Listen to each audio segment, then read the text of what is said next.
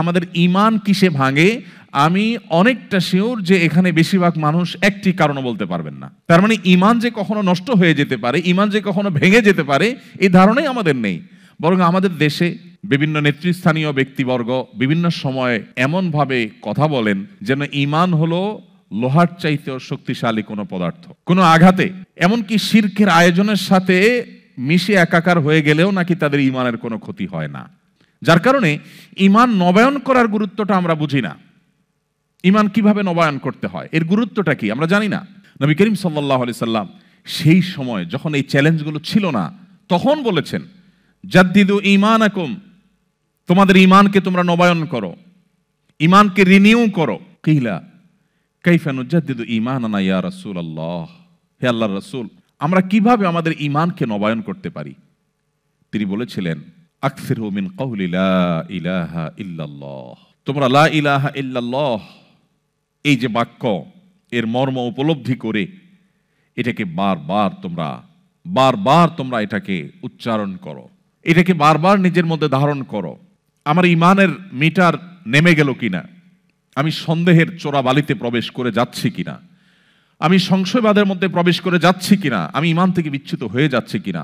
গভীর মনোযোগের সাথে আমার সম্পদকে যেরকম আমি প্রতিনিয়ত হিসেব নিকেশ করি, আমি যেরকম সব সময় আমার সামাজিক অবস্থান, আমার ক্যারিয়ার, এগুলোকে সব সময় যেরকম আমি টেক কেয়ার করার চেষ্টা করি, ঠিক একইভাবে ঈমানের টেক কেয়ার করা, ঈমানের নার্সিং করা, ঈমানের পরিচর্যা করা, এটা আমাদের ঈমানকে শক্তিশালী করার জন্য অপরিহার্য। দুর্ভাগ্য, বেশিরভাগ মানুষই আমরা মুসলিম বাই চান্স হওয়ার কারণে, মুসলিম বাই চয়েস না হওয়ার কারণে আমাদের ঈমানকে নবায়ন করবার সুযোগ আমরা পাইনি। আমি আজকের এই চমৎকার আয়োজনে আমি আমার সকল ভাই বোনদেরকে উদাত্ত আহ্বান করতে চাই, আসুন শুধুমাত্র মাল্টিকালচারাল সোসাইটিতেই নয়, আপনি কোনো মুসলিম সোসাইটিতে বসবাস করলেও আপনাকে শক্তিশালী ঈমান ধারণ করতে হবে। কারণ আমরা সেই সময়ে পৌঁছে গেছি যেই সময় সম্পর্কে নবী করিম সাল্লাল্লাহু আলাইহি সাল্লাম ১৫০০ বছর আগে প্রায় আমাদেরকে সতর্ক করেছেন। ইউসবিহুর রাজুলু মুমিনা ওয়া ইউমসি কাফিরা ওয়া ইউমসি মুমিনা ওয়া ইউসবিহু কাফিরা ইয়াবিউ দীনাহু বিআরদিন মিনাদ দুনিয়া। নবীজি বলেছেন এমন একটা সময় আসবে মানুষ সকালে ঈমানদার থাকবে, মুসলমানের খাতায় নাম থাকবে, কিন্তু দিনের মধ্যে এমন কিছু সে দেখেছে, এমন কিছু তার ব্রেইনে ঢুকেছে, এমন কিছু তাকে বাই প্ল্যান দেখানো হয়েছে যে তার ঈমানের আইডেন্টিটি থেকে সে সরে গেছে, সন্ধ্যায় সে বেঈমান হয়ে গেছে। কেউ বিকেলে সন্ধ্যায় দিনের শেষ প্রহরে মুসলিম থাকলো, আবার রাত পোহাতে না পোহাতে সকালে হয়তো সে বেঈমান হয়ে গেছে। সামান্য একটু পার্থিব সুবিধা পাওয়ার জন্য, একটু ভালো থাকার জন্য, একটু ভালো দিনাতিপাত করার জন্য সে তার ঈমানকে বিক্রি করে দিয়েছে, সে তার আইডেন্টিটিকে রিস্কের মধ্যে ফেলে দিয়েছে। এরকম একটা সময় আসবে।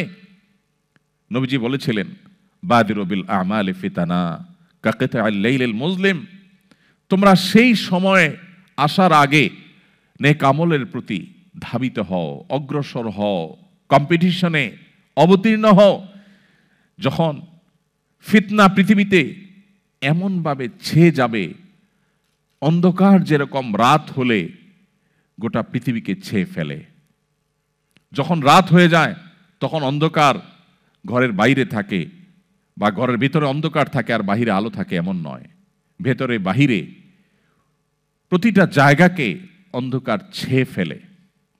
রাত হলে যেরকম অন্ধকার সবকিছুকে ছেয়ে ফেলে, ফিতনা গোটা পৃথিবীকে ছেয়ে ফেলবে। মুসলিমের ঘরেও প্রবেশ করবে, অমুসলিমের ঘরেও প্রবেশ করবে। মুসলিম সোসাইটিতেও ফিতনা ঝেঁকে বসবে, মাল্টিকালচারাল সোসাইটিতেও ফিতনা ঝেঁকে বসবে। বাসার অভ্যন্তরেও ফিতনা প্রবেশ করবে, শিক্ষা প্রতিষ্ঠানেও ফিতনা প্রবেশ করবে। ভাইরা আমার, নবীজি সাল্লাল্লাহু আলাইহি সাল্লাম আমাদের বড় আপন ছিলেন।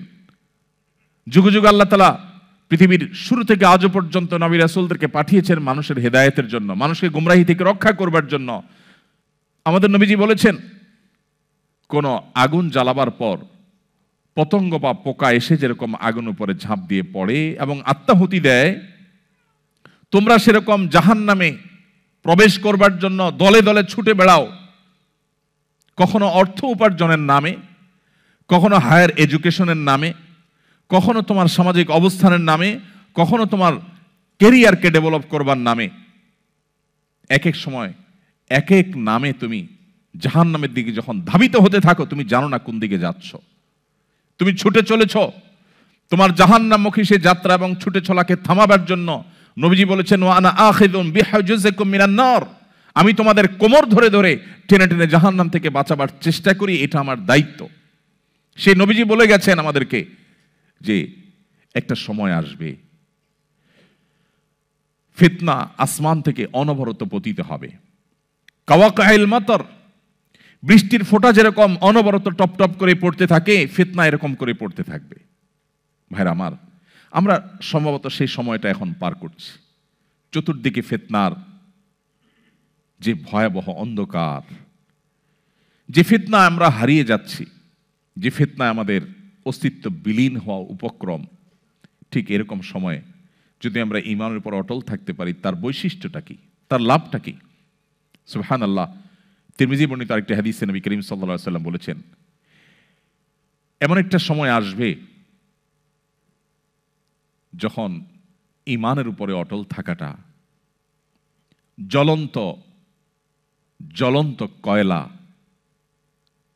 আগুনের কয়লা হাতে রাখার চাইতে কঠিন হবে বা হাতে রাখার মতো হবে।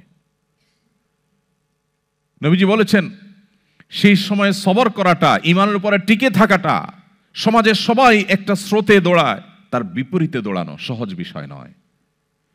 কিন্তু এই কাজটা যারা করতে পারবে, নবীজি বলেছেন তাদের কাজটা কষ্টসাধ্য এতটাই যে জ্বলন্ত আগুনের কয়লা হাতে রাখার চাইতেও বা রাখার মতো কষ্টের, কিন্তু এর বিনিময়টা আবার সেরকম ঈর্ষণীয়।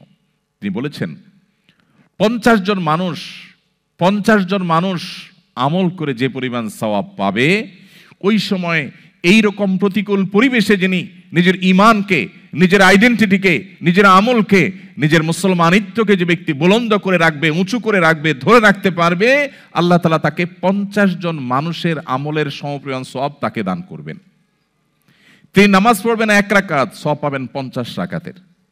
তিনি রোজা রাখবেন একটা, সওয়াব পাবেন 50টার। তিনি হজ করবেন একটা, সওয়াব পাবেন 50টার। সাহাবীরা অবাক হয়ে গেলেন নবীজির এই কথা শুনে। তখন তো সেরকম কোনো পরিবেশ ছিল না, ঈমানের জন্য অনুকূল পরিবেশ ছিল মদিনাতে। নবী করিম সাল্লাল্লাহু আলাইহি ওয়াসাল্লাম এই কথা শুনে তারা জিজ্ঞাসা করলেন, হে আল্লাহর রাসূল, আপনি যে বলছেন তখনকার মানুষেরা প্রতিকূল পরিবেশে ঈমানের উপরে টিকে থাকতে পারলে একজনে 50 জনের সওয়াব পাবে, সেই 50 জন কি আমাদের 50 জন নাকি তাদের সময়ের 50 জন? নবীজি তখন বলেছেন, আরে না, তাদের সময়ের না, তোমাদের মতো 50 জনের সওয়াব তারা পাবে। আল্লাহু আকবার। সাহাবায়ে কেরামের যে মর্যাদা, সেটা নতুন করে বলার অপেক্ষা রাখে না। কিন্তু প্রতিকূল পরিবেশে নিজের ঈমানকে, মুসলিম আইডেন্টিটিকে যদি কেউ উঁচু করে সেটাকে নিরাপদ রাখতে পারে, তার আঁচলকে বাঁচাবার জন্য সে যদি সংগ্রাম করে টিকে থাকতে পারে, জ্বলন্ত কয়লা হাতে রাখার মতো এই কঠিন কাজটি যদি সে করতে পারে, নবীজি সাল্লাল্লাহু আলাইহি সাল্লামের হাদিসের এই ভবিষ্যৎবাণীর আলোকে এই সুসংবাদ সে পাবে। আল্লাহ তাআলা আমাদের সবাইকে শক্তিশালী ঈমানের অধিকারী হওয়ার মধ্য দিয়ে এই প্রতিকূল পরিবেশে আমাদের ঈমানকে, আমাদের আইডেন্টিটিকে, আমাদের ইসলামকে আল্লাহ তাআলা সেফ এবং নিরাপদ রাখার তৌফিক দান